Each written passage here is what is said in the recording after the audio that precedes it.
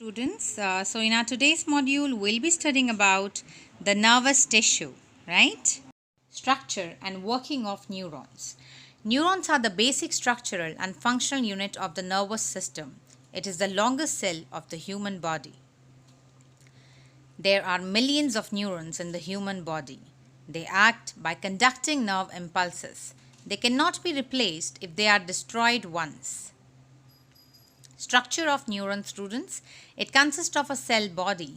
It is also known as cyton or soma. It is made up of cytoplasm and nucleus. The cytoplasm contains Nissl granules. Nissl granules, they are rich in RNA, that is ribose nucleic acids, and they are concerned with protein synthesis, which is required by our body. Next comes the axon. It is a long tubular extension of the cell. At a distal end, axon branch profusely. Each branch ending has a tiny enlargement that is called presynaptic knob. Some axons have a non-cellular fatty covering that is called myelin sheath.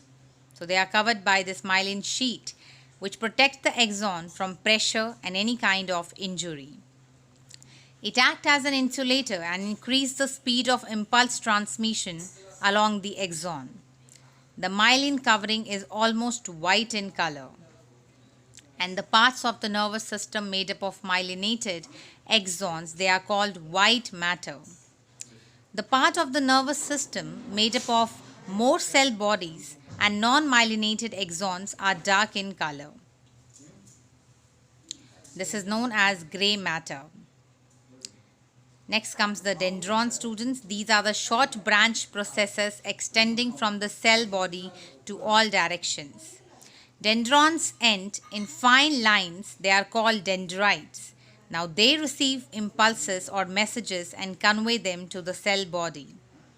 So here you can see here, each neuron is a separate structure, student. There is no cytoplasmic continuity between neurons. They are connected only by intervening junctions. They are called synapse. Fine. So this region is called synapse.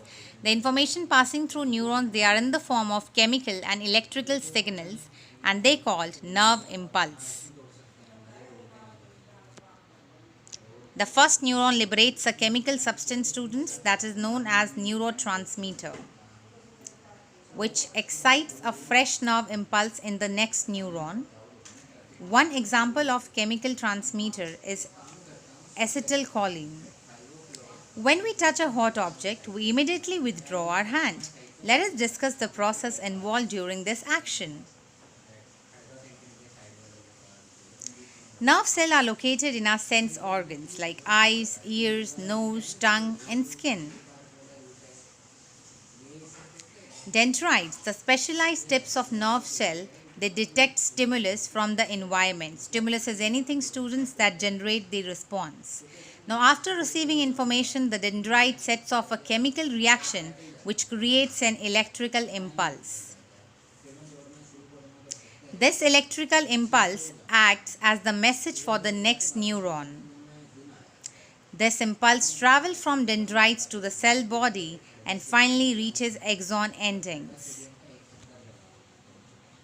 In the axon endings, electrical impulse sets off the release of some chemicals.